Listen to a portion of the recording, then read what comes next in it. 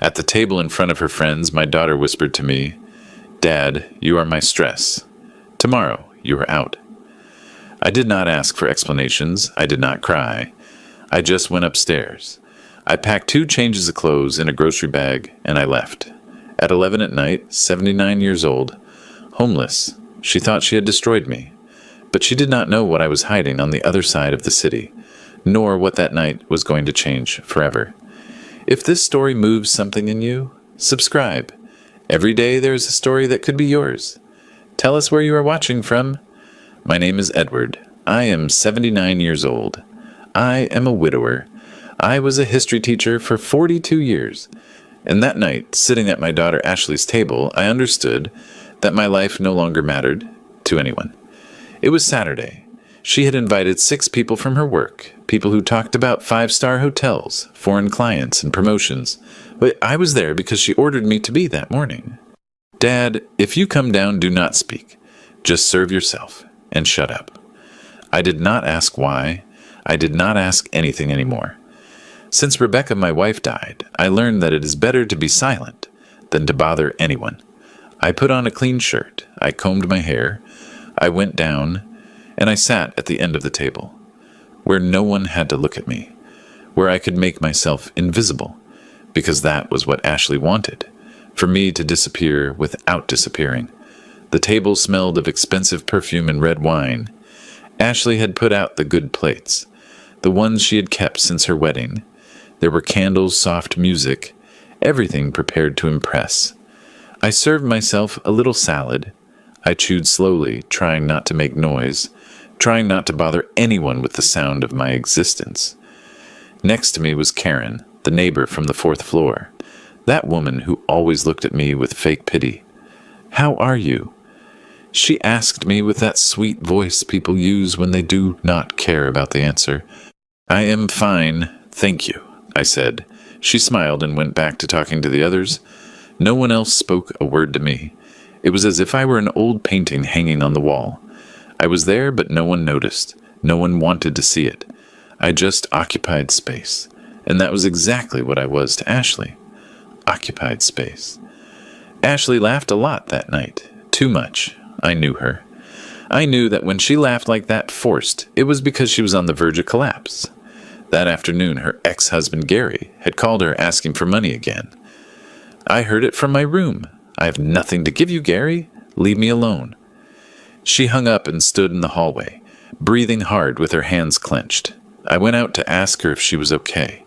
She looked at me as if I had interrupted something sacred, as if my presence were an invasion. "Dad, go to your room." I said nothing. I just went back. I closed the door, and I sat on the bed staring at the wall, wondering when I had stopped being her father and become her burden. Was it when Rebecca died, or was it before? Was it gradual, or was there a specific day when I stopped mattering to her? I did not know. I only knew that it hurt. It hurt like it hurts to feel invisible in your own family. During dinner, one of the guests told a joke about an old man who got lost in the supermarket. Everyone laughed. I smiled too, even though I did not understand the punchline. Although I knew the joke was about people like me, old nuisances confused. Ashley filled her wine glass for the 3rd time. Her hands were trembling a little. Karen leaned toward her and said in a low but audible voice, "Oh, Ashley, it must be exhausting having your dad at home all day. I sent my mother to a home years ago. It was the best for everyone." Ashley did not respond. She only nodded slightly, like someone receiving advice they had already considered, like someone who had already investigated options. I gripped my fork. I felt something hot rise up my chest, a mixture of rage and shame. But I said nothing, because I knew that if I spoke, she was going to silence me in front of everyone, and that humiliation would have been worse than the silence. Then the moment arrived. Dessert time. Someone had brought cake. Ashley served. I did not want any. "I am not hungry," I said. She did not even look at me. She just left the plate in front of me and kept talking to her guests, as if I had not spoken, as if I did not exist. I drank a sip of wine. It was warm, bitter. I looked toward the hallway, looking for Lily. My granddaughter had not come down. Again. Every time Ashley received people, Lily locked herself in her room. And I knew why. Because my granddaughter hated those fake meetings. Because she was the only one in that house who still looked me in the eyes, who still asked me how I was, who still hugged me when she came home from the market. But that night, not even Lily came down. And that hurt me more than everything else, because it meant that Ashley was also pushing her away from me, little by little, with orders disguised as suggestions. I looked at my plate, the untouched cake, and I remembered Ashley was 7 years old. We had come to this table. Rebecca had made her birthday cake. Chocolate, her favorite. Ashley blew out the candles, made 3 wishes, and then ran to me. Dad, make a wish with me.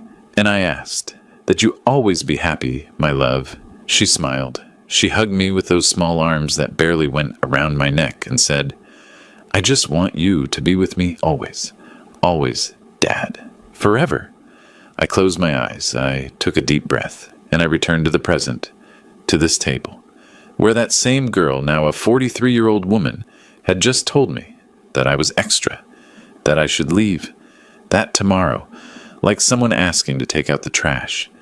And I wondered, at what moment did that little girl break, or was it me who broke?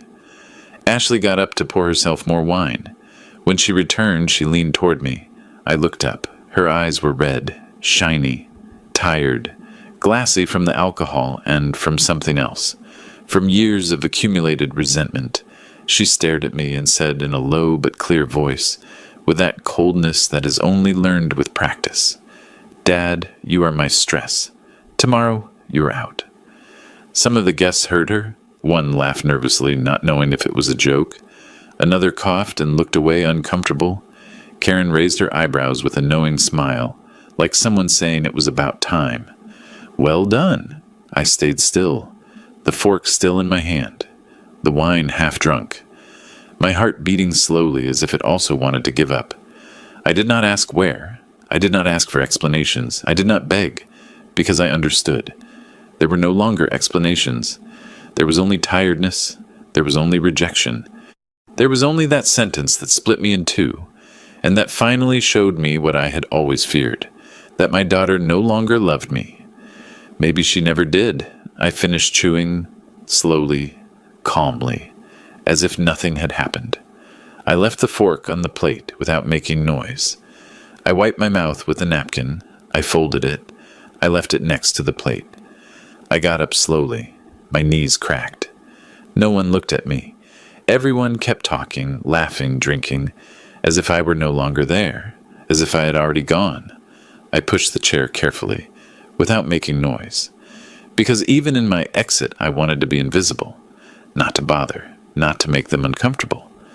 I walked toward the stairs, and while I went up holding onto the handrail, because my legs no longer responded like before, I thought, this is the last time I climb these stairs, the last time I hear the laughter of her guests, the last time I smell the expensive perfume of this house.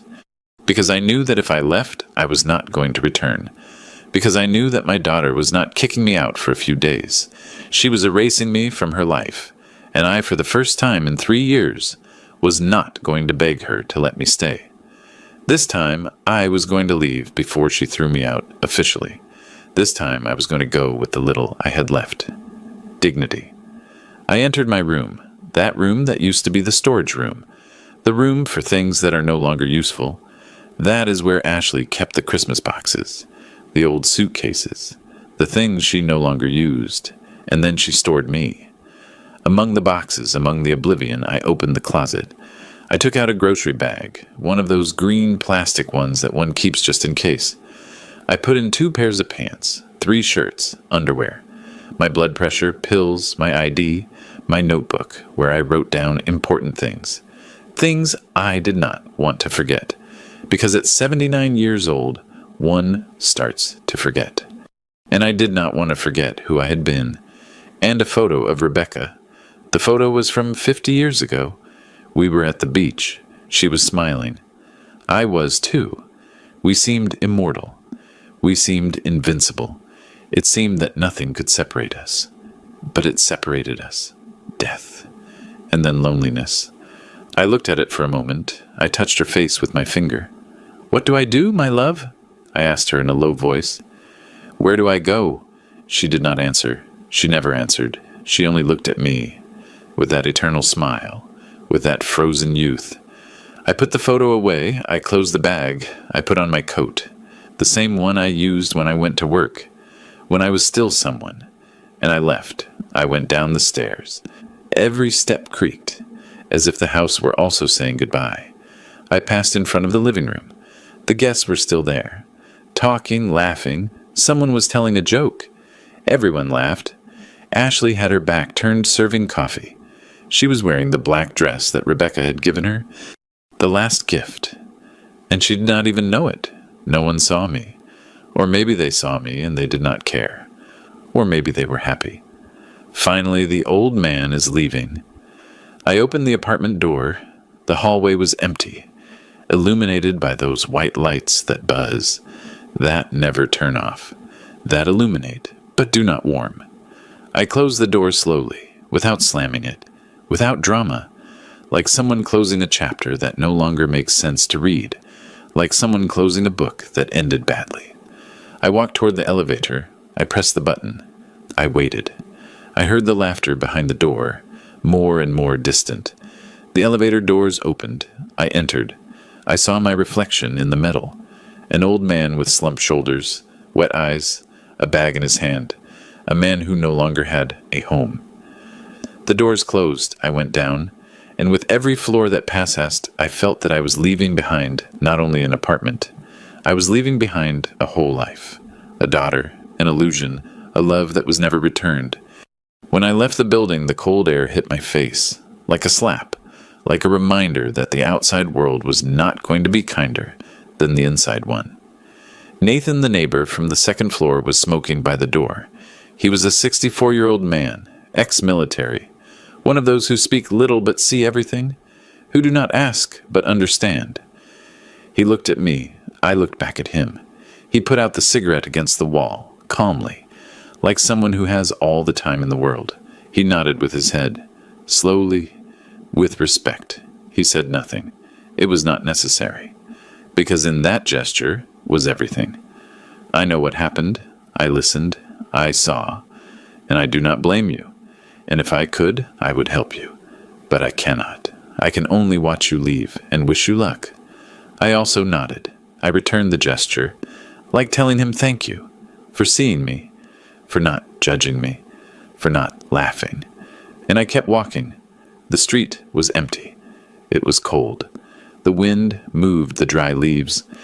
They made noise, like whispers, like voices telling me there is no turning back. I clutched the bag against my chest, and I walked, without looking back, because I knew that if I looked, maybe I would regret it. Maybe I would return. Maybe I would beg. And there was no time for regrets anymore. There was no space for humiliation anymore.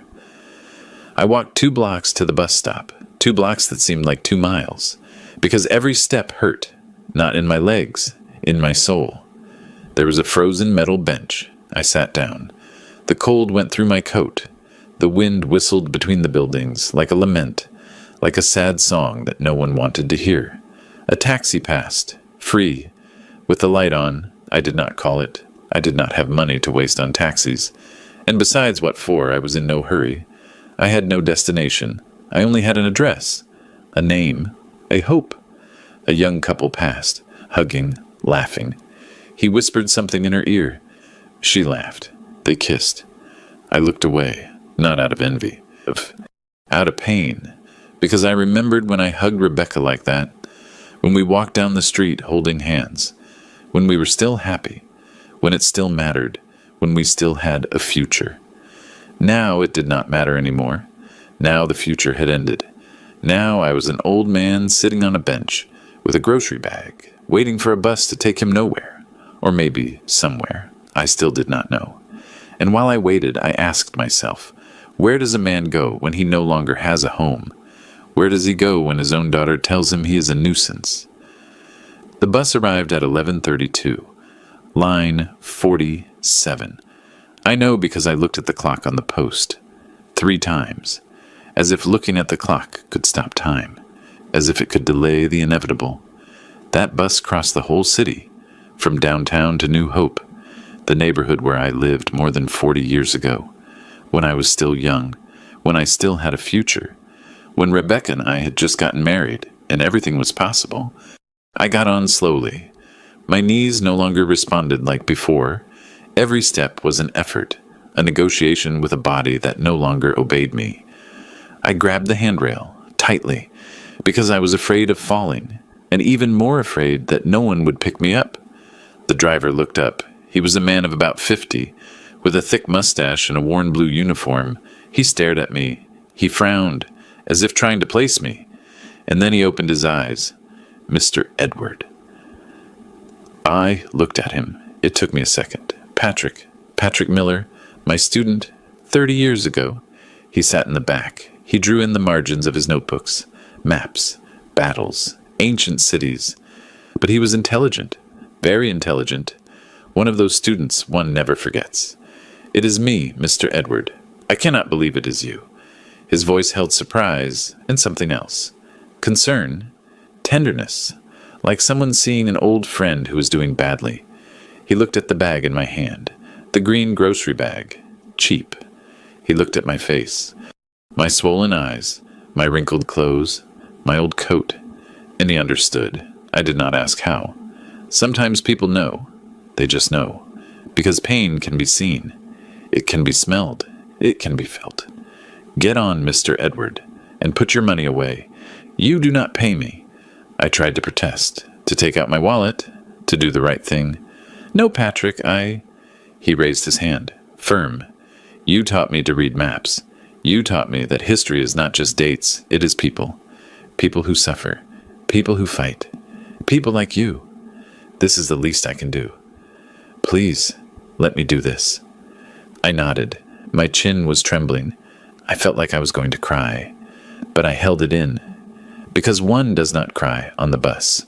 One does not cry in front of strangers. Although Patrick was no longer a stranger, he was a reminder of when I still mattered, of when I was still someone. I walked to the back, slowly, holding on to the seats.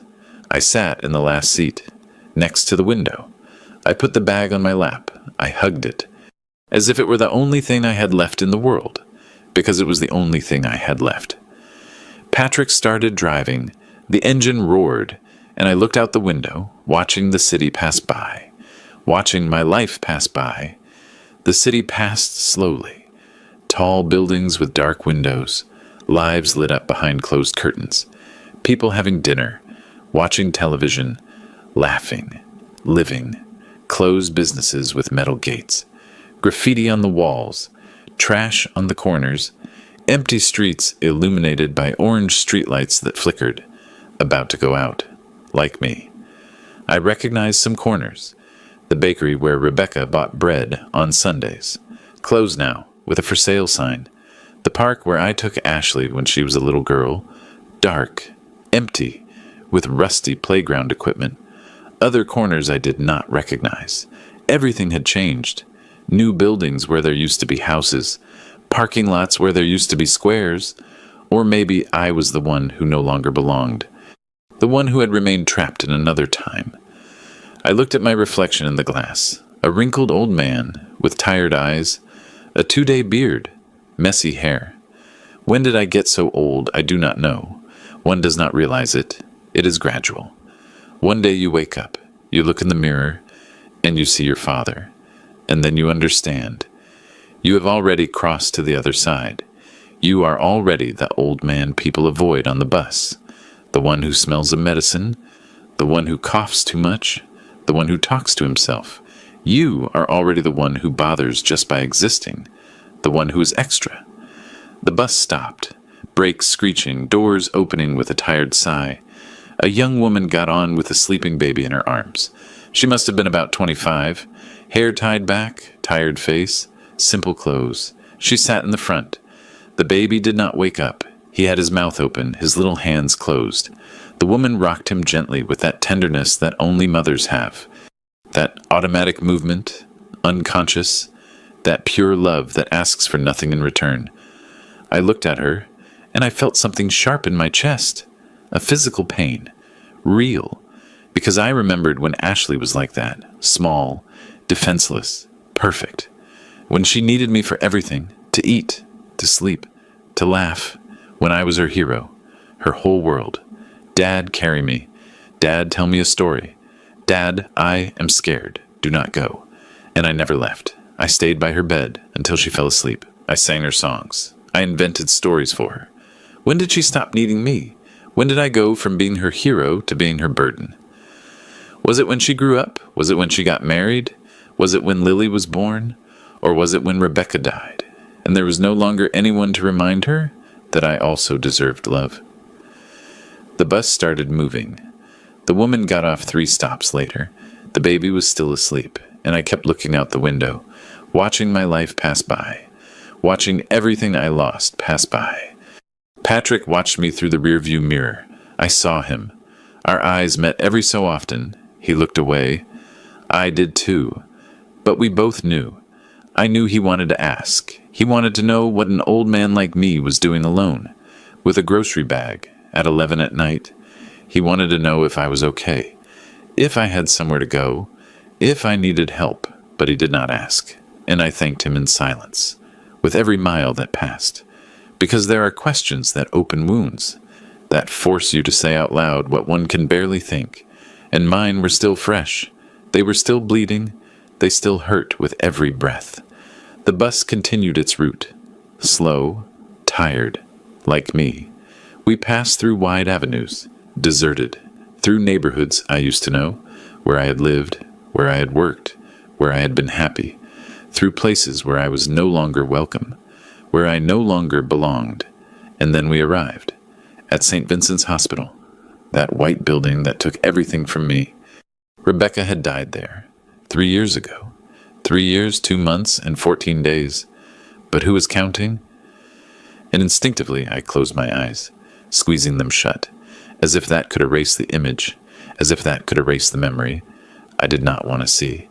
I did not want to remember, but I could not avoid it. The hospital was still there, white, cold, imposing, with that red cross on the facade that promised salvation but only delivered goodbyes. Rebecca had died on the 3rd floor. Room 312. I knew the number by memory, just like I knew her date of birth, her favorite food, the perfume she used, pancreatic cancer. Fast, brutal, without mercy. They gave her 6 months. She lived 4, and every day was worse than the one before. The last few days she no longer spoke. She just looked at me, with those eyes that said everything she could no longer say with words. I love you. Forgive me. Take care. Do not forget me. And I held her hand, skinny, cold, transparent. I told her she was going to be okay, that we were going to get out of this together, that the medicine was going to work, that God was going to perform a miracle. But we both knew the truth.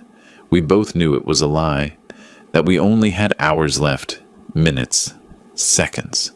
And when she closed her eyes for the last time, when her hand went limp in mine, when the monitor stopped making noise, and only that long, constant beep remained, I stayed there, sitting by her bed, not knowing how to go on, not knowing what to go on for, because Rebecca was not just my wife. She was my reason, my compass, my home. And without her, I was just a man waiting to die, waiting for them to call me, waiting to reunite with her. I opened my eyes when the bus passed the hospital. I took a deep breath. The air burned my lungs. Patrick looked at me in the mirror. This time he did not look away. He held my gaze, with those eyes that understood, that knew, that did not judge. And in that silence, in that mute exchange, I understood. He knew. He knew something bad had happened. He knew I was running away. He knew I was broken. But he did not judge. He did not feel pity. He just drove. He just took me. He just gave me space to breathe. And that, in some strange way, in some way I cannot explain, gave me the strength to continue, to not give up, to not throw myself off the moving bus and let myself die in the street. The bus kept moving forward. We passed through neighborhoods I no longer recognized, new buildings where there used to be humble houses, Giant supermarkets where there used to be corner stores with owners who knew you by name. Everything different. Everything alien. Everything hostile.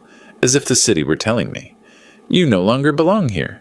Your time has passed. There is no place for you anymore."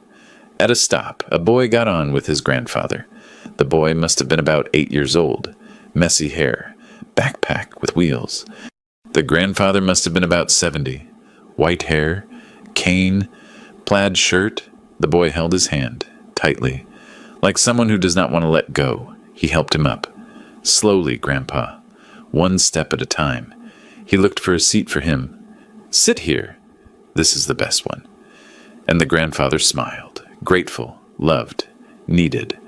I watched them, and I felt a stab in my chest that almost doubled me over, because I had also been that grandfather. Lily used to hold my hand. She waited for me after school. She ran to me screaming, "Grandpa." She asked me things. "Grandpa, why is the sky blue? Grandpa, when are we going to the park? Grandpa, do you love me?" And I always answered, "More than anything in the world, my love."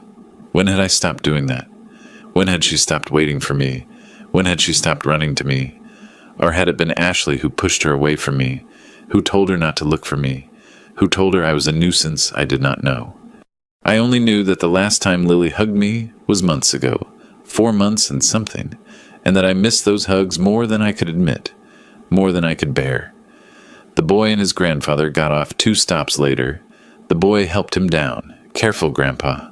And I stayed there, watching them walk away, wishing I were that grandfather, wishing I had a grandchild who loved me, who took care of me, who needed me. The trip took 53 minutes. I know because I counted every minute, looking at the clock on the bus, watching the numbers change, because every minute that passed was a minute further away from Ashley, a minute further away from that table where they told me I was extra, a minute closer to what I did not know. I just knew I had to get away. The bus emptied out. The woman with the baby got off. A group of young people, too. Noisy. Laughing, smelling of alcohol and cheap perfume. A drunk man who got on halfway through. Stumbling. Talking to himself. In the end, only I remained. And Patrick. Alone in that empty bus crossing the sleeping city. He slowed down. Slower than normal. Like giving me time. Like waiting for me to change my mind. He looked in the mirror. "Mr. Edward, are you sure you're going to be okay?" His voice held genuine concern. Real, not fake. I nodded. I tried to smile, but it did not come out. "Yes, Patrick, thank you. Thank you for everything." He did not seem convinced. He looked at me like someone looks at a person who is about to do something irreversible, but he did not insist. He just kept driving. Slowly, until the end, until the last stop, until where the line ended, until where the city ended, until where maybe my new life began, or where the one I had ended. New hope. Last stop. Patrick's voice sounded tired, hoarse, as if he too were reaching the end of something. He stopped the bus. The engine turned off. The silence was deafening. I got up slowly, holding on to the seat in front. My knees cracked, protested. I hurt. Everything hurt. I walked toward the door. Every step was an effort. Patrick turned in his seat. He looked at me, with those eyes full of something I could not identify. Pity, respect, fear. "Mr. Edward, my number is on the company poster. If you need anything. Anything at all. Call me. At any time. Seriously." I nodded. I wanted to say something. I wanted to thank him. I wanted to tell him that he had been a good student, that I remembered him, that I was glad to see him doing well. But the words did not come out. They got stuck in my throat. I just nodded again. Like a fool. Like an old man who no longer knows how to speak. And I got off. The cold of the night hit my face. Like a punch. The bus started behind me. I heard the engine moving away. I saw the red lights moving away. Like 2 red eyes watching me. And then I was left alone. In the middle of an empty street. Dark. Cold. With a bag in my hand and nowhere to go. Except one place. The only place where maybe I still mattered. The only place where maybe someone still remembered me. New hope. the neighborhood of my youth, from when everything was possible, from when I still had dreams. Cobblestone streets uneven that made you trip, old streetlights that still worked with yellowish light, weak, flickering, low houses with rusty bars, neglected gardens, dogs barking. It smelled of bread, of freshly baked bread, that unmistakable smell that takes you back to childhood.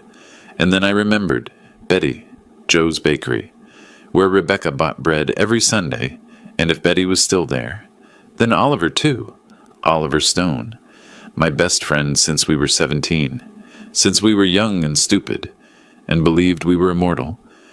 We had lost touch 8 years ago, when I moved in with Ashley, when I thought it was the right thing, when I still believed my daughter needed me, when I still believed family was forever. But Oliver lived here, in the house with the blue door, house number 47. I knew it because I used to live 3 blocks away, in a house that no longer exists, that they demolished to make a parking lot. I walked, slowly, dragging my feet, clinging to the bag as if it were a life preserver. The streets were dark, empty. Only the wind could be heard, and my footsteps, and my breathing. But I knew them by memory. Every corner, every tree, every crack in the pavement. Because here I had been happy. Here I had been young. Here, maybe, I could be someone again.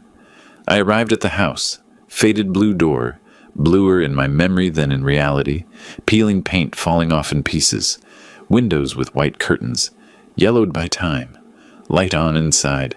Someone was awake. Someone lived there. I took a deep breath. The air burned my lungs. I raised my hand. It was trembling, and I knocked. Once, soft, almost inaudible. I waited. Nothing. I knocked again, harder. 2 dry knocks that resonated in the night. Silence.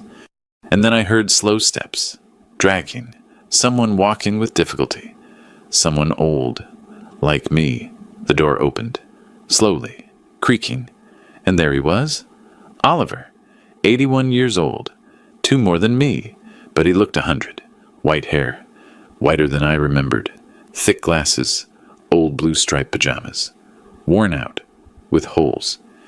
He looked at me, squinting his eyes. It took him 3 seconds, maybe 4, like trying to place me, like searching his memory. And then he recognized me. His eyes opened wide, his mouth too. But he said nothing.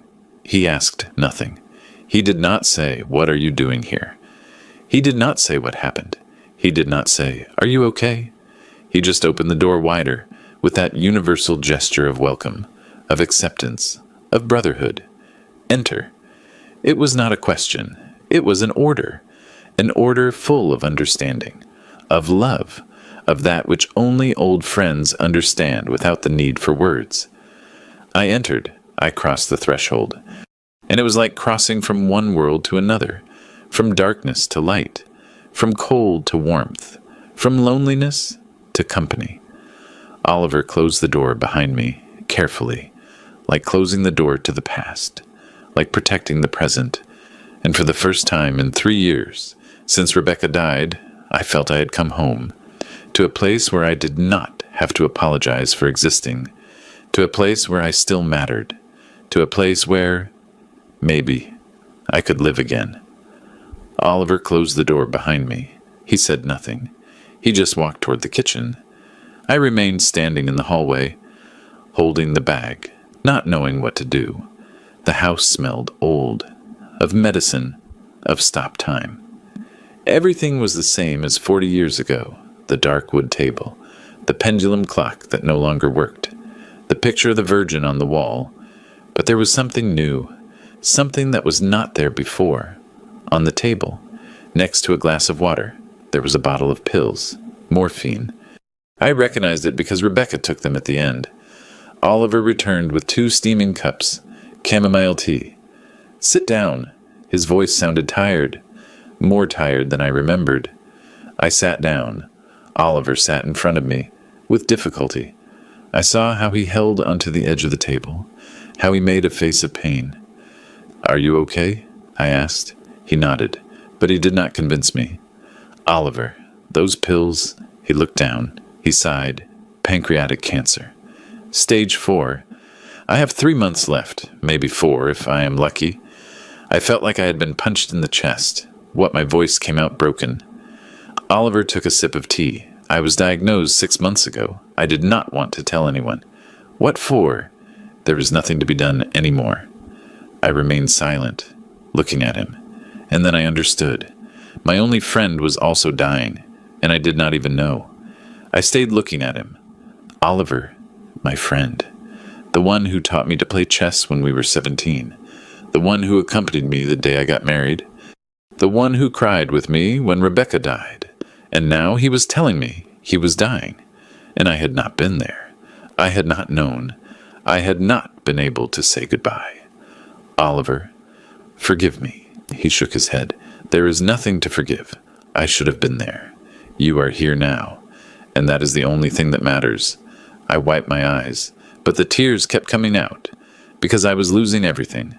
Rebecca, Ashley, Oliver, and I did not know how to keep losing and stay standing. Why didn't you call me? I asked, with rage and pain mixed together. Oliver looked at me. I called your house 4 months ago, Ashley answered. I told her I needed to talk to you, that it was urgent. He stopped. He took a breath. She told me. Oliver, my dad can no longer hang around with old friends. He is sick in the head. If you call again, I am going to report you for harassment. I felt something break inside me. Oliver nodded. I asked her to tell you that I had called. She laughed and hung up. I put my hands to my face. I could not breathe. Ashley had not only humiliated me, she had also cut my last tie with the world, with my past, with my life. I tried to call 2 more times. She always answered.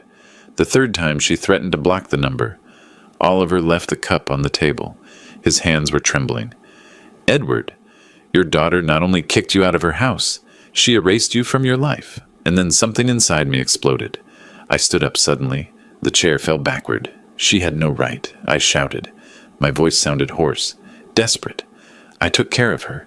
I gave her everything. Oliver said nothing. He just looked at me, with that look that those who understand pain have because they have also lived it. I walked in circles, hands on my head, breathing hard. Why did she do this to me? Oliver got up slowly. He came toward me. He put a hand on my shoulder. Because tired people become cruel. Edward, and your daughter's tired, but that justifies nothing. I shook my head. I never hurt her.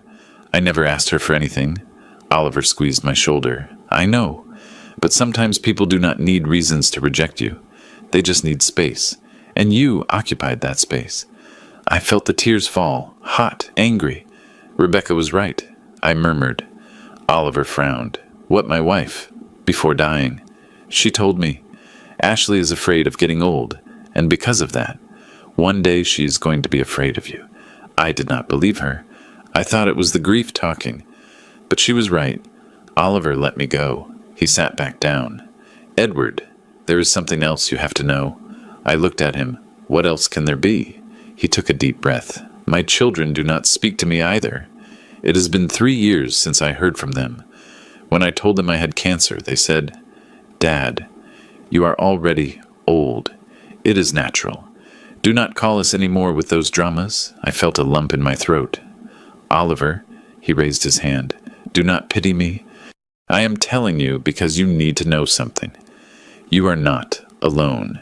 There are thousands of old people like us, kicked out, forgotten, waiting to die without bothering anyone.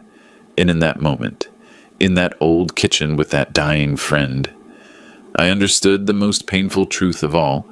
Getting old is becoming invisible. I let myself fall into the chair. I put my hands on the table, and I cried, not with silent tears. I cried with sobs, with moans, with my mouth open and my chest shaking. I cried for Ashley, for Oliver, for Rebecca, for me, for all the old people in the world who die alone, feeling like nuisances. Oliver did not console me. He did not tell me everything was going to be okay. He just stayed there, sitting in front of me, waiting, because sometimes the best company is silence. and when I finally stopped crying.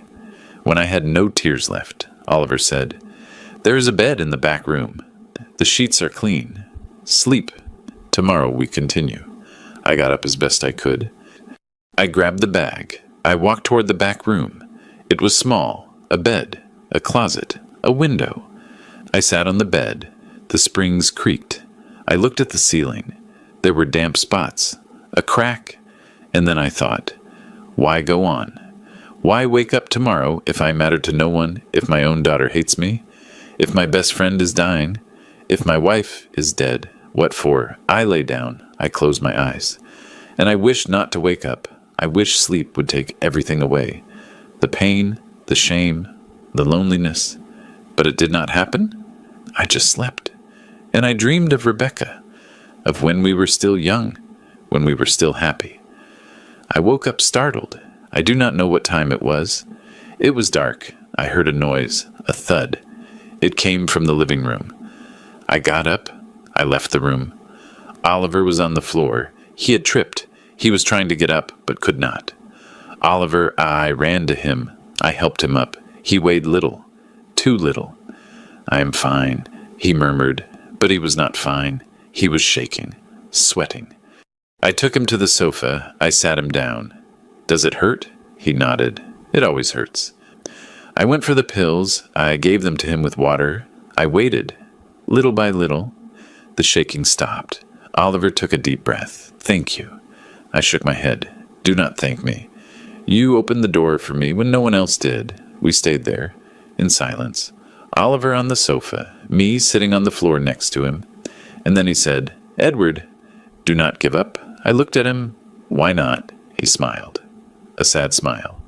"Because giving up is proving right those who kicked you out. It is telling them, you were right. I am worth nothing." I swallowed hard. But what if it is true? What if I really am worth nothing? Oliver stared at me. "You are worth it. You are worth it because you are here. Because you helped me get up. Because you still cry. Those who are worth nothing no longer feel. You still feel. And that means you are still alive."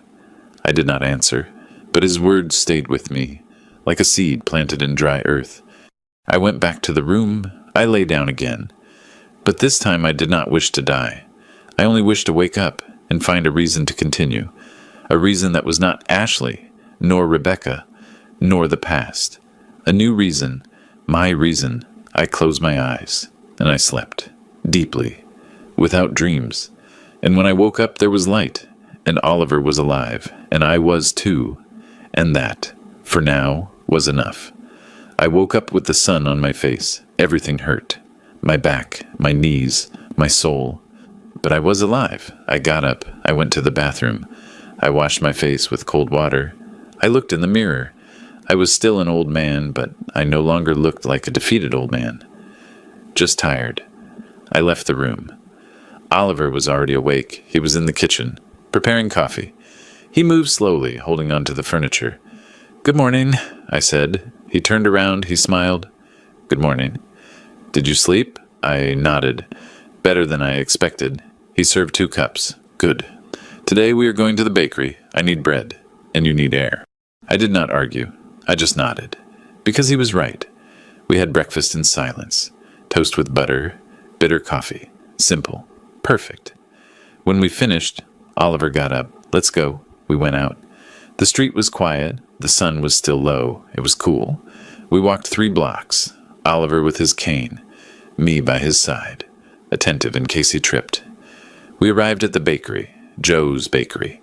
The sign was worn. We entered, and there was Betty, a woman of about 60, with a white apron and a warm smile. She saw us enter, and she froze. "Mr. Edward." Her voice held surprise, disbelief, and something else. Something I could not identify in that moment. But later I understood. It was pity. "It is me, Betty," I said. She came closer, but she did not hug me as I expected. She just looked me up and down. "What are you doing around here?" Her tone was strange. Careful, like someone stepping on broken glass. "He is staying with me for a few days." Oliver intervened. Betty nodded slowly. She kept looking at me, and then she said, "Mr. Edward, does your daughter know you're here?" I tensed. "No." Why Betty exchanged a look with Oliver. She came here like 2 years ago. She asked about you. I told her I had not seen you. I frowned. Ashley came here. Betty nodded. She said you had escaped, that you were senile, that if I saw you, I should call her immediately. I felt something cold run down my back. What Betty looked down, I did not believe her. You never seemed senile to me. But she insisted. She left me her number. She told me you were dangerous, that you could get lost, that you had to be returned. Oliver squeezed my arm, but I could not move. I could not breathe. That was 2 years ago, I murmured. Betty nodded. Yes. You still lived with her, didn't you? I nodded, and then I understood. Ashley had wanted me out for years. She was already planning how to get rid of me. She was just waiting for the moment, and that moment arrived last Saturday. When she finally told me to leave. When she finally executed the plan she had been building for years. Mr. Edward. Are you okay? Betty asked. I was not okay, but I nodded. Yes. Thank you for telling me. She sighed. I did not know whether to tell you, but I thought you had to know. She bought bread. Oliver paid. We left. We walked in silence. I was processing. Ashley had not kicked me out on impulse. It was not the stress of the moment. It was planned, calculated. She had wanted me gone for years, and she finally achieved it. And I, like a fool, thought she still loved me, that I was still her dad. But no, I was just a problem she had been postponing, until she could not take it anymore. We arrived at the house. We entered. I sat on the sofa. I put my head in my hands. Oliver sat next to me. Edward, do not say anything, I murmured. Just do not say anything. We stayed like that, in silence, until Oliver's phone rang. He looked at it. He frowned. It is a number I do not know, he answered. Hello. I heard a female voice on the other end, young, desperate. Oliver looked at me. It is for you. He passed me the phone. Hello, Grandpa. It was Lily, my granddaughter, but her voice sounded strange, broken. Lily? What is wrong, Grandpa? I ran away. I felt my heart stop. What, I ran away from home. I cannot stand Mom anymore. I hate her, Grandpa. I hate her. She was crying. I got up. Lily. Where are you? At the bus terminal. I took money from my piggy bank. I bought a ticket. I am coming there. How did you know where I am? I asked Patrick, the driver of the 47. He told me. I closed my eyes. Lily, you have to go back. No, I am not going back. Mom hit me, Grandpa. She hit me because I defended you. I felt rage, pure rage. She hit you. Yes. I told her you were a good man, that she had no right to kick you out, and she hit me. She told me I was ungrateful, that I knew nothing about life, if you are listening to my story. Leave me a comment telling me where you are watching from. Sometimes I need to know. I'm not alone in this. Lily, did the bus already leave? Yes. I arrive in an hour. I looked at Oliver. He nodded, as if saying, let her come. I sighed. Okay, come. But later, we talk to your mom. I do not want to talk to her. Lily? No, Grandpa. She kicked you out. She humiliated you, and I am never going to forgive her. She hung up. I stayed there with the phone in my hand. Oliver looked at me. What happened? Lily ran away. She is coming here. Ashley hit her. Oliver closed his eyes. My God. I nodded. This is going to get worse. An hour later, Lily arrived. She knocked on the door. I opened, and there she was. My granddaughter. 16 years old. Skinny. With messy hair. A backpack on her back, and a bruise on her arm. I hugged her. Tight. She clung to me and cried, Grandpa, I am sorry. I am so sorry. You do not have to apologize, my love. You did nothing wrong. I should have defended you sooner. I should have told her something when she kicked you out, Lily. You do not have to defend me. I am the adult. She pulled away. She looked at me with those eyes full of tears. But she has no right, Grandpa. She has no right to treat you like that. I nodded. I know. But it is over, and now you are here, and that is what matters. Lily sat next to me. She stared at me. Grandpa? Do you know what was the worst? I shook my head. The worst was not that Mom kicked you out. It was that I said nothing. I was in my room. I heard everything. The dinner. The laughter. What she told you. And I did not go down. I did not defend you. I stayed upstairs, crying, hating myself for being a coward. I grabbed her hand. Lily, no, Grandpa. Let me finish. When you left, I went down. I asked Mom where you were, and she said, he left, and he is not coming back, because she finally understood that he was extra here. And I told her, you are extra too, Mom. But no one has the courage to tell you. And she hit me, for the first time in my life. She hit me. She cried, and I did too. Lily greeted Oliver. He received her with a smile. Welcome, child, she smiled shyly. She sat on the sofa. I prepared tea for her. I gave her bread. She ate slowly. And then Oliver's phone rang again, this time. The name on the screen was clear. Ashley. Oliver looked at me. Do I answer? I took a deep breath. Yes, answer. Oliver answered. He put it on speaker, and then we heard Ashley's voice, screaming, desperate, furious. Where is my daughter Oliver, if my father has her there? I swear I am calling the police. Give her back to me right now. Lily tensed. I put a hand on her shoulder, and then I spoke. Calm. Firm. Ashley. It is me. Silence on the other end, and then her voice, broken, rabid. Dad. Give me back my daughter. It is okay. She is with me, and she is going to stay here until you calm down. You have no right. You had no right to hit her either. More silence. And then, with a trembling voice, she told you. Yes, she told me. Dad, I did not mean to. Yes, you did. And you did it. And now you're going to live with the consequences. What consequences? Lily stays with me, at least for now. And you are going to think about what you did. To me, to her, to everyone. I hung up. Ashley called again. I did not answer. She called 5 more times. I turned off the phone, and I looked at Lily. She looked at me with eyes full of tears. Thank you, Grandpa. I nodded, and for the first time in days I felt something like a purpose, protecting my granddaughter, even if it was from her own mother. That night, Lily slept on the sofa. Oliver lent her blankets. I stayed awake, sitting in the kitchen, looking out the window. I could not sleep. I thought about Ashley, about her voice when she called, desperate, furious, but not sorry. Never sorry. At 3 a.m. Oliver's phone rang again. He was asleep. I answered, hello, silence, and then a voice I had not heard in years. Edward. It was Irene, my sister, the youngest, 68 years old. She lived in the countryside since Rebecca died. We hardly spoke. Irene, thank God. Ashley called me. She said you had escaped, that you abandoned the house, that you are senile and dangerous. I closed my eyes. I am not senile, Irene. I know. That is why I am calling you. Ashley is saying horrible things. She says you mistreated her, that you stole money from her, that Lily is in danger with you. I felt something explode inside me. My voice came out louder than I wanted. Lily moved on the sofa. I lowered my tone. Irene, she kicked me out. She told me I was her stress, that I should leave, and I left. Irene sobbed on the other end. I know, brother. I know. That is why I am calling, because you need to know what she is saying. She is rewriting everything. She called half the world.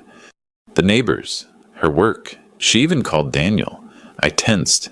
Daniel? Yes. She told him you went crazy, that you need psychiatric help, that Lily manipulated you. I could not believe it. But at the same time, I could, because that was Ashley. When things did not go her way, she changed the story. Irene. Did you believe her? There was a silence. Long. Painful. At first, yes, I thought. My brother's old. Maybe he really is confused. But then I called Nathan, your neighbor. He told me everything. He told me about the dinner, what Ashley told you, how you left with a bag. And then I knew. My niece kicked you out. And now she is lying, so she does not look bad. I felt relief. At least someone believed me. Thank you, Irene. Do not thank me. I should have called you sooner. I should have asked you how you were, but I was also tired, sick, and I thought Ashley was taking care of you. She was not taking care of me, Irene. She was tolerating me until she could not anymore. Irene cried, Forgive me, brother. Forgive me for not being there. You do not have to apologize. No one has to apologize. Just know the truth. I know it, and I am going to tell everyone. I am going to call Ashley and tell her she is a liar, that what she did is wrong. No, Irene, do not do it. Why not? Because it is only going to make things worse. Leave her. Leave her with her lies. I no longer need them to believe me. I just need peace.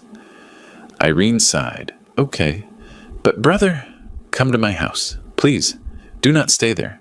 I am fine here, Irene. Oliver is taking care of me. There was a silence, and then Irene said something that froze my blood. Edward, Daniel also wants to talk to you. I stayed silent. Daniel, my younger brother, 72 years old. We had not spoken for 8 years. Since our mother died, since we fought over the inheritance. He wanted to sell the house. I wanted to keep it because I had taken care of Mom until the end. We fought. He told me horrible things. You were always the favorite. Always you. I do not exist for this family. And he hung up, and he never called again. Until now. I do not want to talk to him, I said. Edward, he is sick. I felt something cold in my stomach. What cancer? Advanced. That is why he wants to talk to you. Before it is too late. I did not respond. I did not know what to say. Daniel, sick, dying, like Oliver, like Rebecca, like everyone. Edward, give him a chance, please. Irene, he told me I ruined his life, that because of me he was never happy, I know, and he regrets it. He told me crying. I want to ask Edward for forgiveness before I die. Please, brother, talk to him. I closed my eyes. I took a deep breath. Okay, tell him to call me. Irene sighed in relief. Thank you. Thank you, brother. But Irene, if he comes with lies or manipulations, I am going to hang up. He will not. I promise you. We hung up. I stayed there, sitting, looking at the phone. Daniel. After 8 years, what could he tell me that would change anything? The next morning, while we were having breakfast, someone arrived at the door. Oliver opened. It was a woman, about 38 years old, thin, with a tired face, hair tied back. Mr. Oliver. He nodded. I am Sarah. Sarah Johnson. I do not know if you remember me. Oliver frowned, and then he remembered. The maid who worked at Ashley's house. She nodded. Yes. Is he here? I got up. I left the kitchen. I saw her, and something inside me broke. Because Sarah had been good to me. She treated me with respect. She listened to me, and Ashley had fired her without explanation. Sarah. She saw me, and her eyes filled with tears.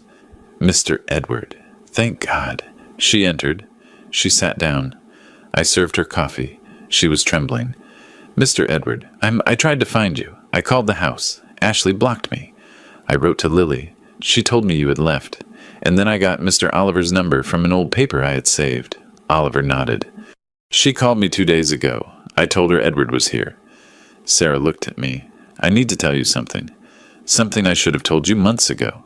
But I was afraid. I tensed. What? She took a deep breath. Ashley asked me to give you the wrong pills, to confuse the doses, to let you sleep more, to not wake you for meals.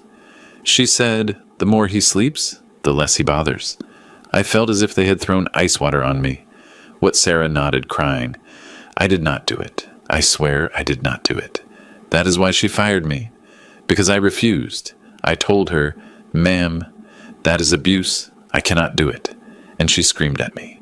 She told me I knew nothing, that her father was a manipulator, that I was a fool, and she fired me, without paying me for the last 2 weeks. Oliver put a hand on my shoulder. I could not speak. I could not breathe. Ashley had not only kicked me out, she had tried to sedate me, keep me asleep, so I would not bother, so I would not exist. Mr. Edward, I saved the messages. If you need to, I can show them to you. Lily, who had heard everything from the sofa, got up. She came toward me. She hugged me. Grandpa, I am sorry. I am so sorry. I did not know. I hugged her. Tight. It is not your fault, my love. None of this is your fault.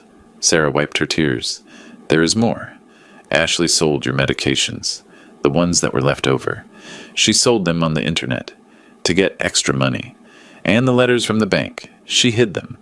You have a pension, Mr. Edward, that they deposit every month, but she never gave it to you. She used it for her things. I felt rage, pure rage.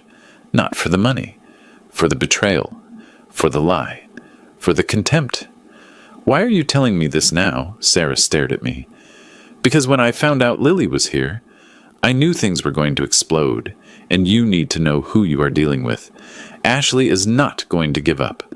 She is coming, and she is going to lie. She is going to cry. She is going to manipulate. But she is not going to change, because she does not believe she did anything wrong. She believes you are the problem.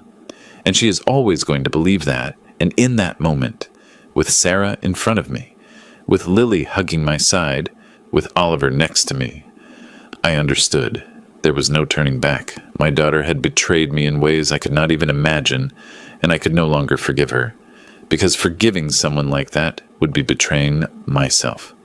Sarah stayed for 2 hours. She showed us the messages, the conversations with Ashley, the orders, the threats. If you tell my father anything, I will sue you. You do not know what it is like to live with an old man in the house. Do what I say, or find another job. I read every message, and each one was a dagger. Lily read them too, and she cried. Mom, how could she? I had no answer, because I did not understand. I did not understand how my daughter, the girl I had carried in my arms, who I had taken to school, who I had comforted when she cried, had become this. Someone capable of hurting me without remorse. When Sarah left, I stayed sitting on the sofa. Lily was next to me, sniffing in her chair.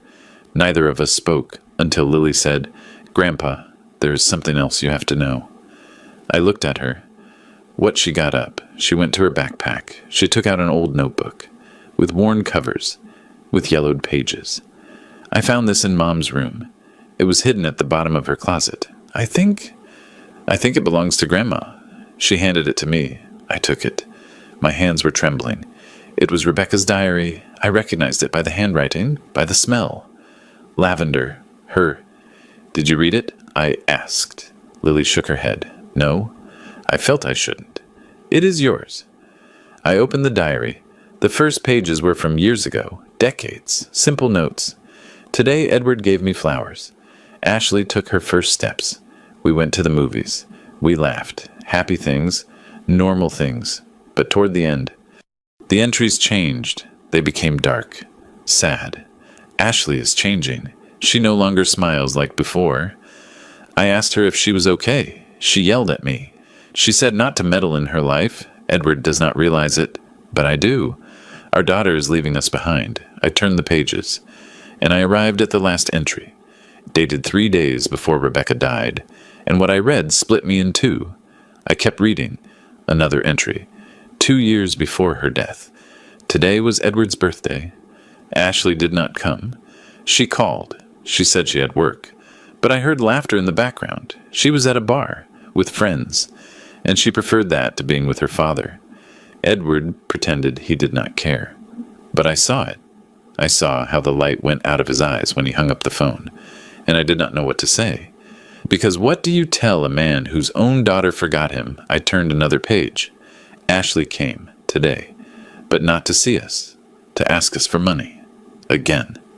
Edward gave her everything he had, and she did not even say thank you.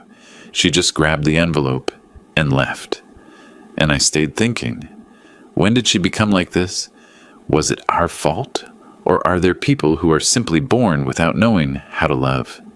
Today, Ashley came to the hospital, not to see me, to ask me how much time I had left. I told her, little, weeks, maybe days, and she sighed, not out of sadness, out of relief, like someone lifting a weight.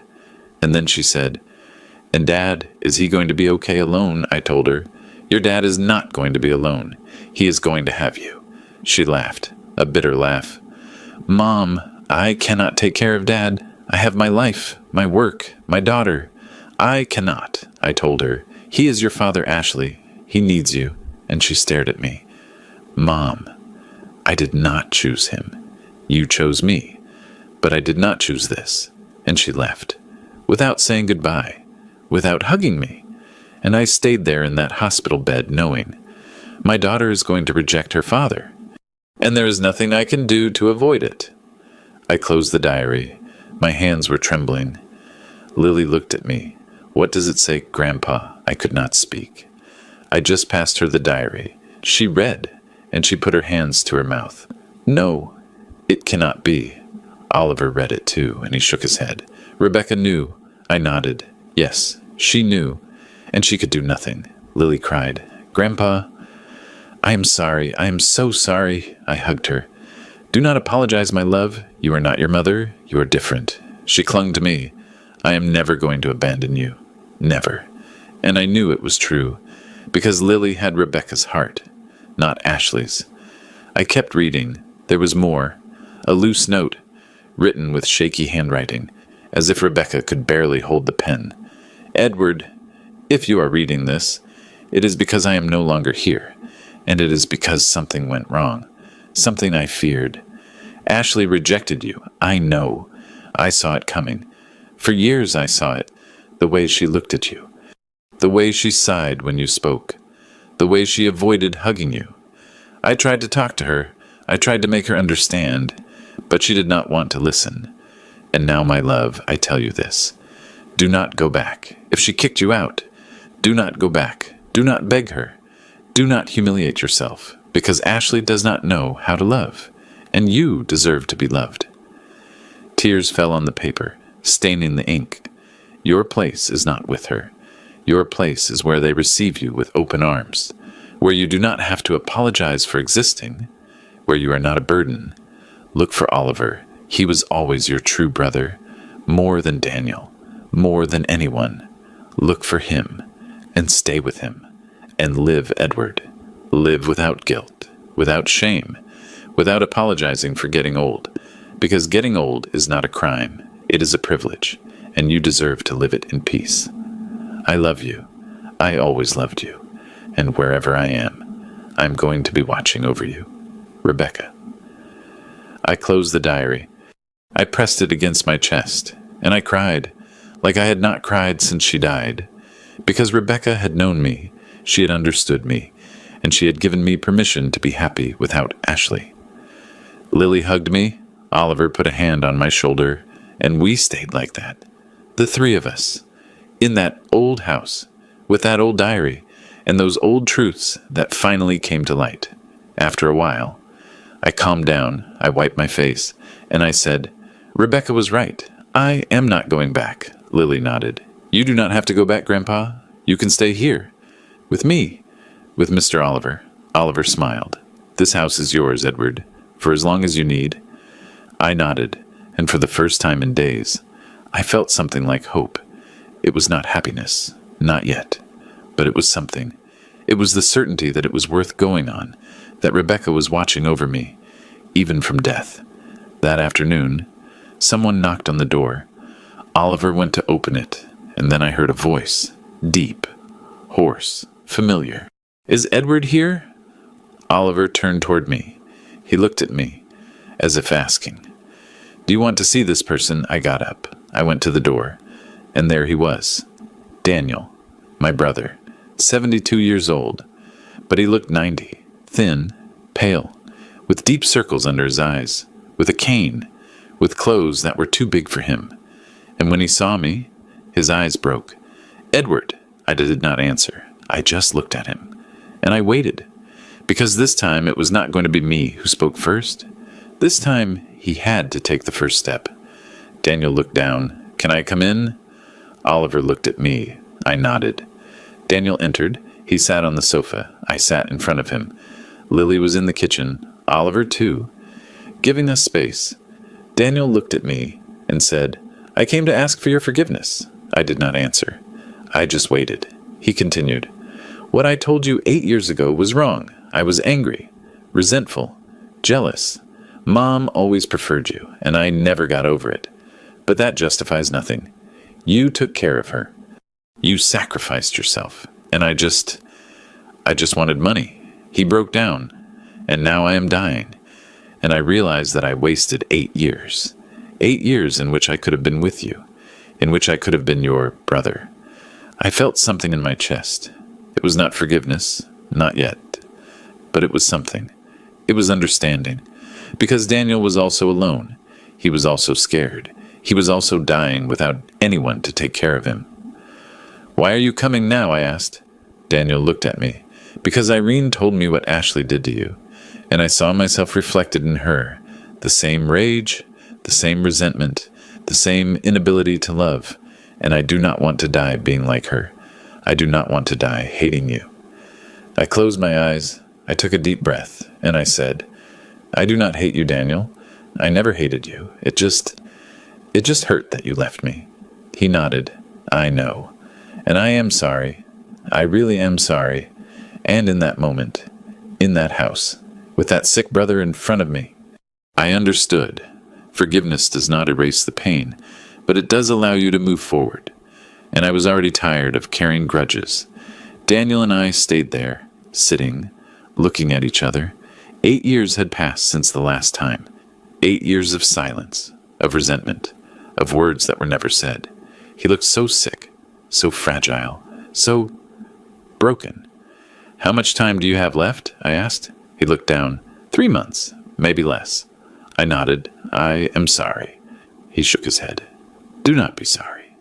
I deserve it. For everything I did to you. For everything I told you." Oliver appeared with coffee. He served it to us in silence. Lily was still in the kitchen, listening. Daniel took a sip, and then he said, "Edward, I need you to listen to me, without judging me. Just listen to me. When Mom died, I was furious. Not with you. With life. Because I also took care of her. I was also there.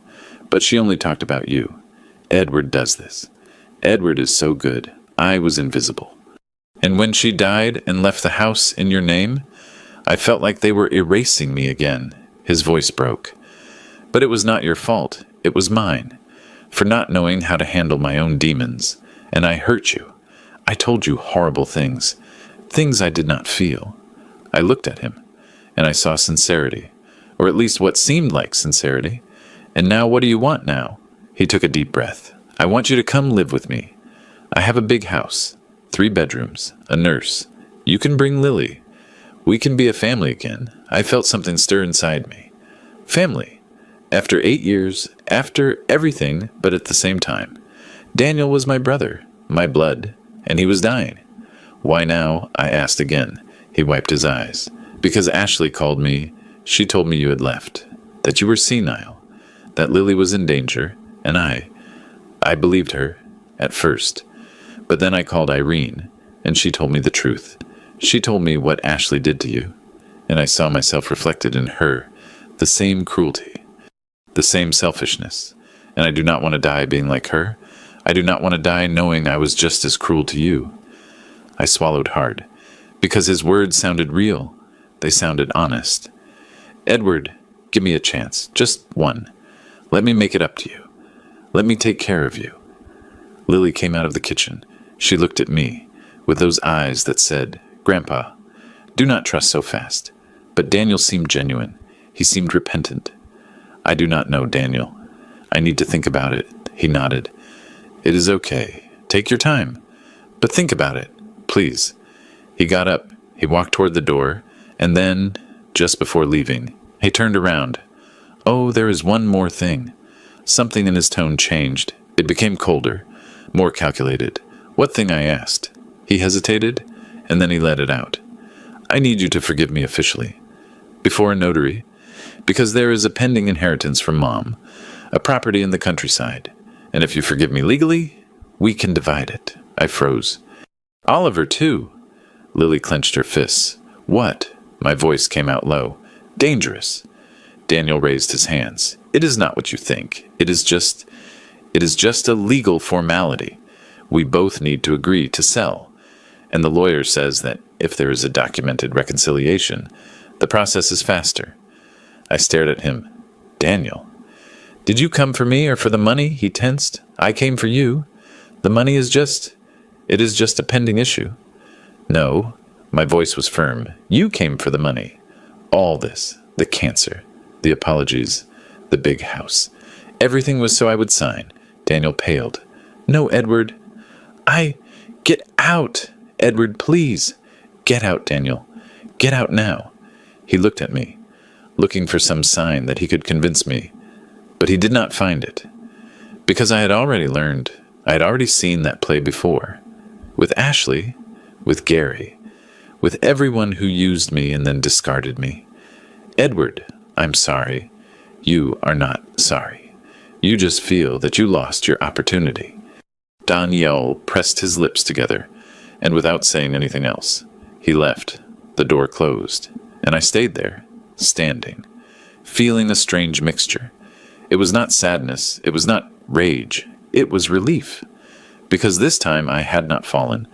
This time I had seen the trap before stepping on it. Lily came to me. Grandpa, you did good. I nodded. I know, my love, I know. I sat down. My hands were trembling, not from fear, from rage, but also from something else, from pride. Because for the first time in my life, I had said no to someone who wanted to use me. Rebecca always told me, Edward, you are too good, and people know it, and they use it, and I would answer her, it is my family, my love. What do you want me to do? And she looked at me sadly. Value yourself. Know that you do not have to give all of yourself for them to love you. I closed my eyes. I learned, Rebecca. It took me 79 years, but I learned. Oliver approached. That man is not going to change. I know. But you did change. I looked at him. What do you mean? He smiled. A week ago, you would have said yes, to not disappoint, to not look bad, to not be alone. But now you said no, because you know you deserve more. I felt something warm in my chest, because he was right. I had changed. I was no longer the man who let himself be humiliated in silence. I was no longer the man who accepted crumbs of affection. Now I was someone who knew his worth, someone who knew that being alone was better than being in bad company, and that simple certainty gave me strength. We sat down. Lily made more coffee, and while we drank, we heard something outside, a noise, engines, sirens. We looked at each other. Oliver frowned. What is that?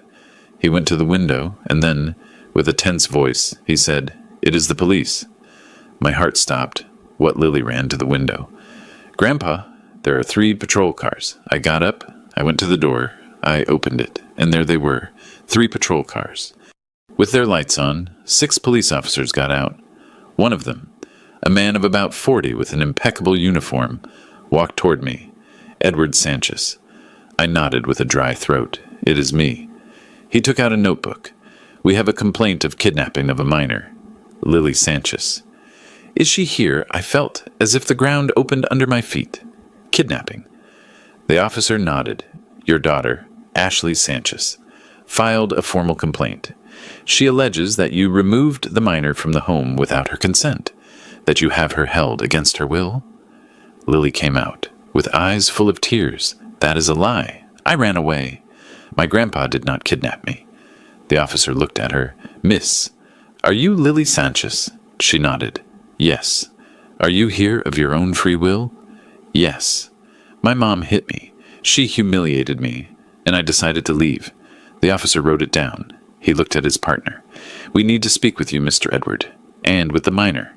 You will have to come to the precinct to make a statement. Oliver came out. Officer, this man did not kidnap anyone. The girl arrived on her own. I am a witness. The officer looked at him. And you are Oliver Stone, owner of this house. The officer nodded. You will also have to make a statement. Lily grabbed my arm. Grandpa, do not let them take me back to her. I hugged her. I am not going to allow it, my love. But in that moment, I saw a car arrive, behind the patrol cars. It was Ashley. She got out of the car, disheveled, with red eyes, with wrinkled clothes. She walked toward us, and when she saw me, she screamed, There he is. That is the man who stole my daughter. The officer raised his hand. Ma'am, Calm down. But Ashley did not calm down. She kept screaming, "He is senile. He is dangerous." "Give me back my daughter." Lily hid behind me. Trembling, the officer looked at me. "Mr. Edward, you're going to have to accompany us." I nodded. "Okay. But Lily comes with me. I am not leaving her with her." Ashley stepped forward. "Lily is my daughter, not yours." The officer stepped in between. "Ma'am, everyone is going to the precinct. It will be resolved there." Ashley looked at me with hate, pure hate, and in that moment, I understood. My daughter had not only kicked me out, she had not only lied to me, now she was accusing me of a crime, to regain control, to win, so that I would come crawling back. But this time, it was not going to work, because this time I had witnesses. I had Lily. I had Oliver. And I had the truth. And the truth, for the first time in my life, was on my side. They put us in the patrol cars, me in one, Lily in another, Ashley in a third. Oliver asked to go with me. The officer accepted. During the ride, no one spoke. I looked out the window. I saw the city pass by, and I thought, how did we get to this? How can a family destroy itself so completely? We arrived at the precinct. It was an old building, with peeling walls and a smell of dampness. They took us inside. They took me to a room. Lily to another. Ashley to another. A detective arrived, a man of about 50, with a tired face and a loose tie. "Mr. Edward, tell me what happened." I took a deep breath, and I told everything. From the dinner, from the sentence, from my exit, from Lily's arrival. The detective wrote it down, without judging, without interrupting. When I finished, he said, "Do you have witnesses?" "Yes. Oliver, Sarah, the former maid, Patrick, the bus driver, Betty, the baker." He nodded. "We are going to call them. Meanwhile, stay here." He left. I stayed alone in that cold room, with a metal table and 2 chairs. The walls were gray. There was a small window with bars, and I felt, for the first time, like a criminal, like someone who had done something bad. But I had not done anything. I had only protected my granddaughter. I had only told the truth, and for that they treated me like a delinquent. 2 hours passed, or maybe more. I do not know. I lost track of time, until the detective returned, with a folder. He sat in front of me. "Mr. Edward, I spoke with the minor, with your friend Oliver, and I called Sarah Johnson." He opened the folder. "Everyone says the same thing, that you did not kidnap anyone, that the minor ran away of her own free will, that there is evidence of emotional abuse by the mother." I felt relief. "So, can I go?" He raised a hand. "Not so fast. I also spoke with your daughter. She says you are senile, that you have memory problems, that you represent a danger to the minor." I clenched my fists. "That is a lie." The detective stared at me. "I know, because I also reviewed your medical history. With your permission, I called your previous doctor, Dr. Ramirez. He says you are perfectly lucid, that there are no signs of dementia or cognitive deterioration. In fact, he told me your daughter canceled several appointments without justification." I breathed relieved again. So, Mr. Edward, there is no kidnapping case. But there is a minor who does not want to return to her mother, and that is a problem." I swallowed hard. "What is going to happen to Lily?" The detective closed the folder. "A judge decides that. We are going to summon both of you to a hearing. Meanwhile, Lily can stay with you, but under supervision of social services." "Social services." He nodded. "A social worker is going to visit the house where Lily is. She is going to evaluate the conditions, and she is going to make a report. The judge will read it and decide." I nodded. "Okay, I will do whatever is necessary." The detective got up. "You can go, but do not leave the city, and keep Lily safe." I got up. I left the room. And there was Lily, sitting on a bench, with Oliver by her side. When she saw me, she ran to me. She hugged me. "Grandpa, what did they say that you can stay with me?" "For now," she cried with relief. "Thank you, Grandpa." "Thank you." I hugged her tight, and I looked toward the hallway. Ashley was there, looking at me, with eyes full of tears, but not of sadness, of rage, of defeat. We left the precinct. It was night.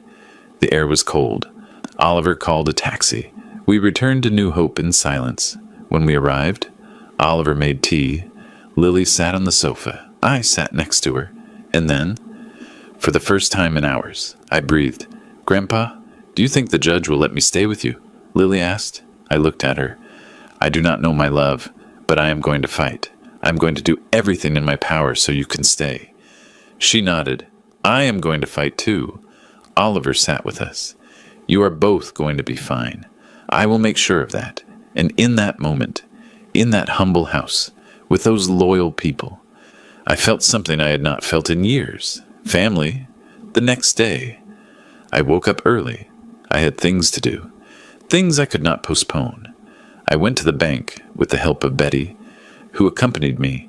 I managed to transfer my pension to a new account, in my name. Ashley would no longer have access. The bank employee looked at me with compassion. "Mr. Edward, your daughter tried to block this transfer." I looked at him. "When yesterday, she called saying you were not in your right mind, but we need a court order to block an account, and she does not have it." I nodded. "Thank you." I left the bank feeling stronger, more in control of my life. For the first time in years, I controlled my money. I controlled my decisions. That afternoon, Valerie, the nurse from the health center, came to visit us. Oliver had called her. "Mr. Edward, I heard what happened." I nodded. "Yes, it was complicated." She sat down. "You need a lawyer, someone to represent you at the hearing." "I know one.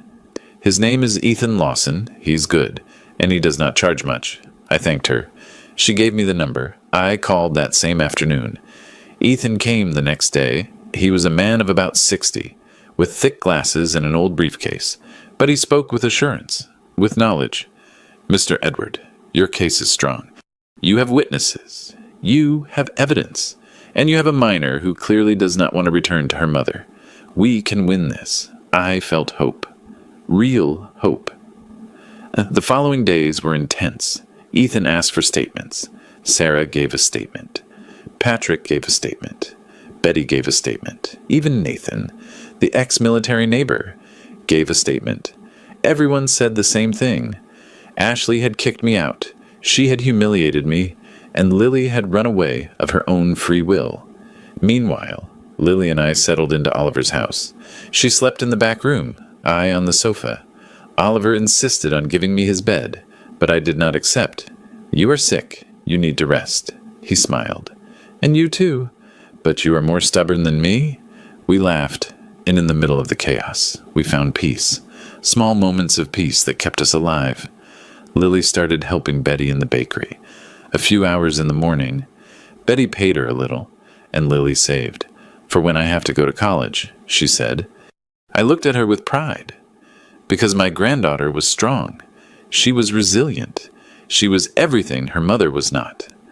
I, for my part, started giving volunteer classes at the community center, history for seniors, Arthur. The blind neighbor Oliver introduced me to was my first student. "Mr. Edward, I want to learn. Even if I cannot see, I can listen." And he listened, with attention, with hunger for knowledge, and I felt something I hadn't felt in years. Purpose. I was still useful. I still mattered. I could still give something to the world. Martha, the grumpy neighbor, came by one day with casseroles. "For you and the girl. Do not waste them." Lily thanked her. "Thank you, Mrs. Martha." The woman nodded, and before leaving, she looked at me. "You were reborn, Mr. Edward. It shows." And she left. Frank came another day. "Mr. Edward, on Saturday we play dominoes. Are you coming?" I nodded. "I am coming." And I went, and I played, and I lost. But it did not matter. Because I was alive. Because I was surrounded by people who loved me. Because for the first time in years, I was not a nuisance. I was Mr. Edward, the teacher, the friend, the grandfather, and that simple affirmation of my existence, gave me back the desire to live, the desire to fight, the desire to win. 3 weeks passed, 3 weeks of preparation, of nerves, of fear. The hearing was scheduled for a Tuesday at 10 in the morning. Ethan, my lawyer, came the night before. Mr. Edward, tomorrow is going to be hard. Ashley has a lawyer too, and they are going to attack you. They are going to say you are old, that you cannot take care of a teenager, that Lily needs her mother. I looked at him, and what are we going to say? He smiled. The truth, that Lily is better with you, that she has stability, that she has love, and that her mother mistreated her. I nodded, but the fear was still there, because the truth does not always win. Sometimes, the system protects those who do not deserve it. That night I did not sleep. I stayed awake, looking at the ceiling, thinking about everything that could go wrong. What if the judge did not believe me? What if she decided Lily had to go back to Ashley? What if they took my granddaughter away from me? Lily did not sleep either. I heard her get up several times. Go to the bathroom, come back. At 6 in the morning, I got up. I went to the kitchen. She was already there, sitting at the table, with her hands holding an empty cup. Couldn't you sleep? I asked. She shook her head. I am scared, Grandpa. I sat next to her. I grabbed her hand. Me too. But we are going to be okay. Whatever happens, we are going to be okay. We arrived at the courthouse at 9. Ethan was waiting for us at the entrance. Ready, I nodded. Lily too. We entered. It was a cold building, with long hallways and a smell of old paper. We sat in a waiting room, and then I saw her. Ashley. She was sitting on the other side, with her lawyer, a young man, with an expensive suit and an arrogant face. Ashley looked at me, and I returned the look. She looked different, thinner, with deep circles under her eyes, with dull hair, but her eyes still had that hardness, that coldness, that inability to accept she was wrong. Lily squeezed my hand. Do not look at her, Grandpa. I'm not afraid of looking at her, my love. They called us. We entered the room.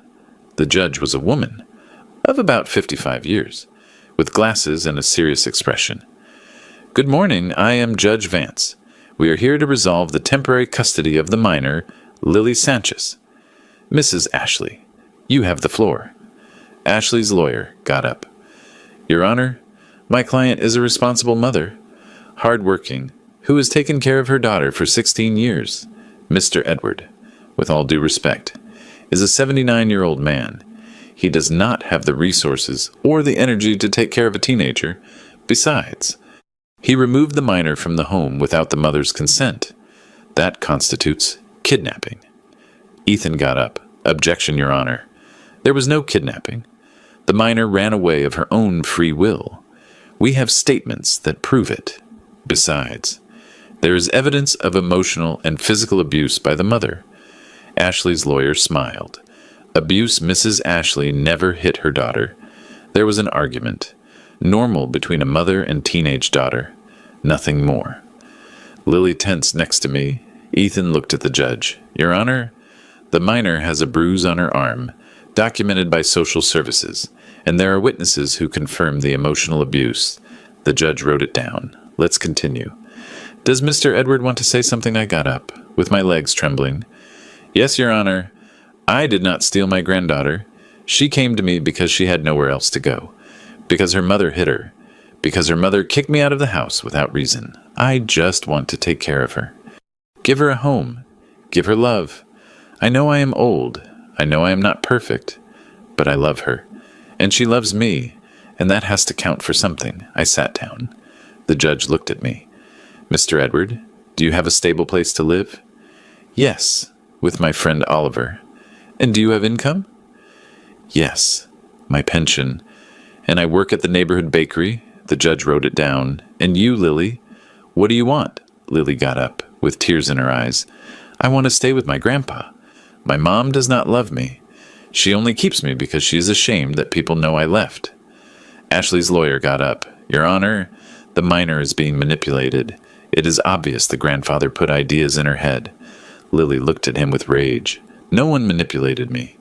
My mom hit me. My mom kicked my grandpa out. I saw it all. The judge raised her hand. Order. Lily, sit down.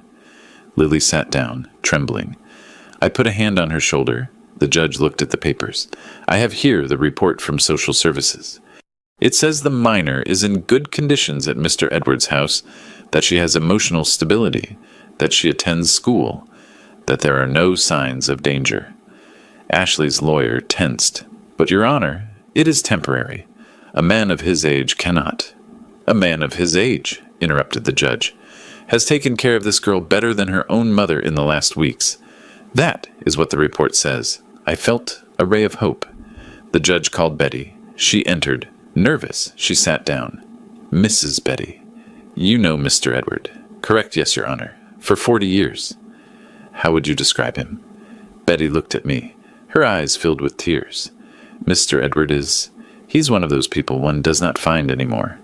Honest, hardworking, generous. When my husband died, he was the only one who came to the wake, and he brought food, so I would not have to cook. And when I opened the bakery, he lent me money, without interest, without papers, just trust. The judge wrote it down, and with Lily, how is he? With Lily, he's a real grandfather, not one of those who give money and leave. He listens to her, he respects her, he treats her like a person. And Lily adores him. You can see it. Betty wiped her eyes. If anyone deserves to take care of that girl, it is him. Then the judge continued. However, the law is clear. Custody belongs to the parents, unless there is compelling evidence of grave abuse. And here, although there is emotional mistreatment, there is not enough to remove custody permanently. I felt as if my heart were being ripped out. But, Your Honor, she raised her hand. Let me finish. I'm going to order a psychological evaluation of both, of the mother and the grandfather, and an evaluation of the minor. That will take 2 months. Meanwhile, temporary custody stays with Mr. Edward. I breathed, relieved, but only a little, because 2 months was not forever. 2 months was just a breather. Ashley's lawyer protested. Your Honor, that is unfair. My client has the right to see her daughter. The judge nodded, and she will have it. I order supervised visits, once a week, in a neutral place. Social services will coordinate. Ashley got up. No, I want my daughter back. The judge stared at her. Mrs. Ashley, your daughter does not want to return to you, and I have to consider her opinion. Sit down. Ashley sat down, with a red face, with clenched hands. And I knew. This was not over. This was just beginning. We left the courthouse. Lily hugged me. Grandpa, we won. We did not win, my love. We only have more time. Ethan nodded. Mr. Edward is right. This is going to continue. Ashley is not going to give up. But we have an advantage. The truth is on our side. That afternoon, when we returned home, Oliver was waiting for us with coffee. How did it go?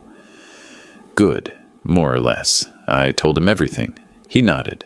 2 months is enough time to prepare, to gather more proof, to show that Lily is better here. And then, that night, while Lily slept, I stayed awake, thinking, planning, because I knew. The next hearing would be the definitive one, and I could not lose it. I was not going to lose Lily, not after everything we had been through. During the following weeks, something unexpected happened. Ashley started coming to the supervised visits, but not to see Lily, to attack me. Dad, this is ridiculous. Give me back my daughter. It is not my decision, Ashley. It is the judge's decision. You manipulated her. You put ideas in her head. No, you hurt her. And she decided to leave. The visits were tense, painful. Lily barely spoke to her mother, and Ashley, instead of trying to reconnect. Only accused, only attacked. And every visit, the social worker wrote notes. And I knew those notes were going to help me, because they showed who Ashley really was, and who I was. And in the end, when the final hearing arrived, the truth was going to speak louder than the lies. 2 months later, we returned to the courthouse, this time, with more evidence, with more witnesses, with more hope. Judge Vance entered. We all stood up. She sat down. She opened a folder. I have reviewed the psychological evaluations, the minor's evaluations, and the reports from the supervised visits. She looked at Ashley, Mrs. Ashley. The evaluation shows that you have high levels of stress, anxiety, and difficulty managing emotions. It also shows a lack of empathy toward your daughter. Ashley's lawyer got up. Your Honor, my client has been under a lot of pressure. That does not mean she cannot take care of her daughter. The judge looked at him. Sit down.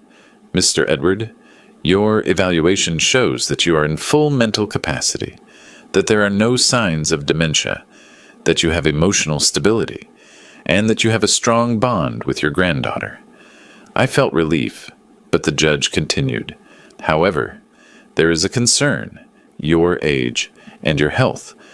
The medical report says you have high blood pressure, that you need constant medication, and that statistically at your age, health complications are common. I felt a knot in my throat. Your Honor, I take care of myself. I take my medication, and I have support. Oliver, my friend, Betty, Sarah. Everyone helps me. The law requires me to consider the long-term well-being of the minor, Ashley's lawyer smiled, like someone who knows he already won. Your Honor, it is clear.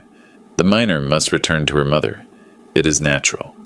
It is correct. Ethan got up. Your Honor, with all due respect, the natural thing is not always the correct thing. The correct thing is what protects the minor, and the minor is at risk with her mother. The judge raised her hand. You both have valid points. But there is something you have not considered. She looked at us all.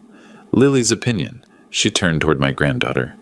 Lily, you are 16 years old. You are old enough for your opinion to have legal weight. What do you want? Lily got up. With trembling legs, but with a firm voice. I want to stay with my grandpa. I know he is old. I know he can get sick. But he takes care of me. He listens to me. He respects me. My mom only sees me as a burden, as something she has to tolerate. I do not want to live like that.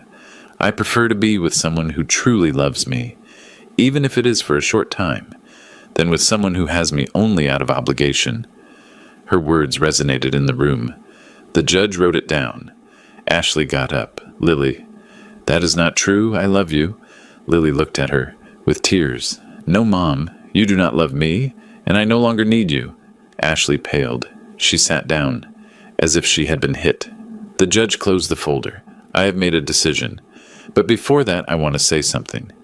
She looked at us all.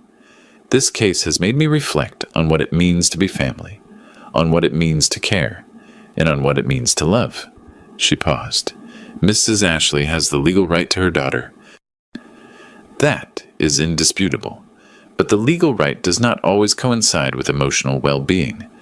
I felt my heart beating fast. I have decided to grant legal custody to Mr. Edward Sanchez, with supervision by social services every 3 months. Mrs. Ashley will have the right to visits, but only if the minor agrees. I felt as if the world stopped. Had I heard correctly, Lily grabbed my arm. Grandpa, did we win? The judge continued. However, given Mr. Edward's age, I order that a subsidiary guardian be appointed, someone who can take charge of Lily in case Mr. Edward can no longer do so. Is there anyone? Ethan got up, Your Honor. Sarah Johnson, former domestic employee of Mr. Edward, has expressed her willingness to be a subsidiary guardian. The judge nodded. Perfect.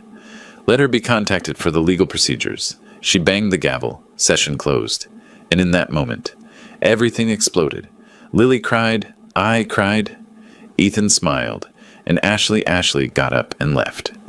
Without saying anything, without looking back, we left the courthouse. The sun was shining. The air was fresh. And I felt something I had not felt in years. Victory. Not a victory over Ashley, a victory over fear, over loneliness, over the feeling that I was no longer worth anything. Lily hugged me. Thank you, Grandpa. Thank you for fighting for me. I hugged her tight. I am always going to fight for you, my love. Always. Ethan congratulated us. Mr. Edward, you made history. Not many grandparents win cases like this. I smiled. I did not win. The truth won. And we went home, to New Hope, to that old neighborhood where I had been reborn, 6 months later. Life settled down. Lily transferred schools. Now she went to one near New Hope. She made friends. She laughed more. She slept better. Oliver continued fighting cancer. Some days he was better. Others, worse. But he always smiled. Edward, if I die tomorrow, I die happy. Because I have you here. And that is more than I expected. I smiled too. Because I knew it was true. Frank kept inviting us to play dominoes. Mr. Edward, you already won 3 times. You are cheating. I laughed. I'm not cheating. I'm just good. Betty kept giving me work at the bakery. Mr. Edward, tomorrow I need help with the inventory. I will be there, Betty. Martha kept bringing casseroles. For you, for the girl, and for Oliver. Do not waste them. Arthur, the blind neighbor, kept coming to my history classes. Mr. Edward, tell me about the Civil War. And I told him, with passion, with life, because teaching made me feel useful. It made me feel alive.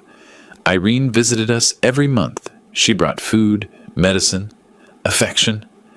Brother, I am happy to see you like this, and I was happy too, because for the first time in years, I was not a nuisance. I was necessary.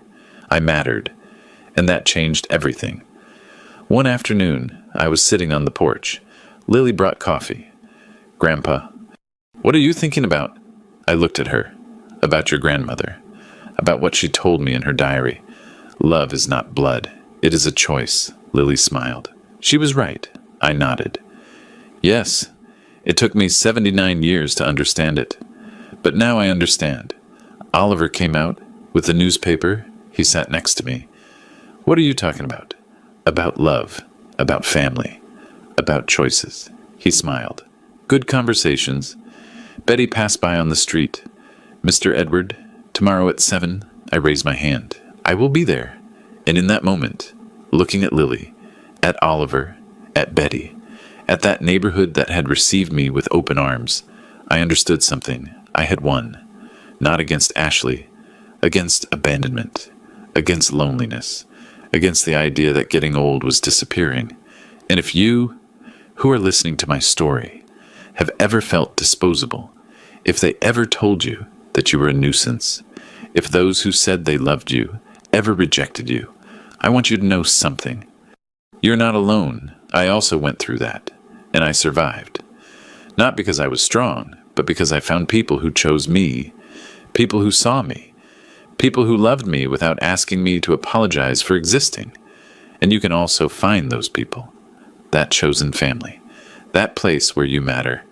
Do not give up. Do not be silent. Do not let yourself be erased, because you are worth it. Even if no one tells you, even if no one shows you, you are worth it. Have those who said they loved you ever rejected you? Tell me down below. You are not alone. If this story touched your heart, leave me a like and subscribe. Every day I share stories that could be yours. Thank you for getting here. Truly, see you in the next story.